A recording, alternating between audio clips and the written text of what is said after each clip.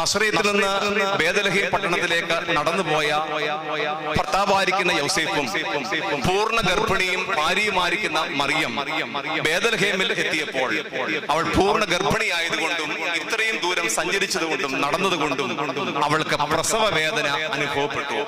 അങ്ങനെ ബേദലഹേമിലായിരുന്ന കന്യക മറിയം പ്രസവ വേദന കലശലായതുകൊണ്ട് ബേദലഹേമിൽ വെച്ച് ഒരു കുഞ്ഞിനെ പ്രസവിക്കുന്നതായിട്ടാണ് നാം അവിടെ രേഖപ്പെടുത്തിയിരിക്കുന്നത്.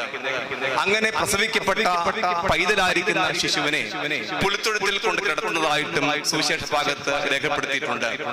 ആ അവസരത്തിൽ പുലിത്തൊഴുത്തിന് സമീപമുള്ള ആട്ടിടയന്മാർ ആട്ടിൻകൂട്ടത്തെ കാത്ത് രാത്രിയിൽ അവിടെ കാത്തുകൊണ്ടിരുന്നു എന്നുള്ളതും നമുക്കറിവുള്ള കാര്യമാണ്. അങ്ങനെ തീ കാഞ്ഞുകൊണ്ടിരുന്ന ആട്ടിടയന്മാർക്ക് സ്വർഗത്തിലെ മാലാഖ പ്രത്യക്ഷപ്പെട്ടുകൊണ്ട് സർവ്വജനത്തിനും ഉണ്ടാകുവാനുള്ള മഹാഭാഗ്യം ഞാൻ നിങ്ങളെ അറിയിക്കുന്നു എന്ന് പറയുന്ന